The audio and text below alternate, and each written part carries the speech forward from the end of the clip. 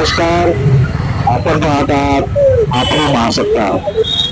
या ठिकाणी पाहत आहात आपण की मालाड पूर्व शांताराम तलाव येथे एसटी स्थानक बांधण्यात आलेले आहे आणि हे एसटी स्थानक हे आमदार सुनील प्रभू साहेब यांच्या निधीतून म्हणजे आमदार निधीतून बांधण्यात आलेलं आहे.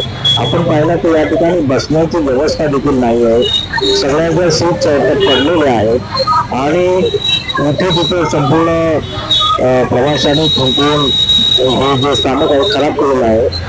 तर लोकांची ही गैरसोय होत असून आपण पाहत आहे की लोक जिथे दिसेल तिथे बसण्याचा प्रयत्न करत आहेत.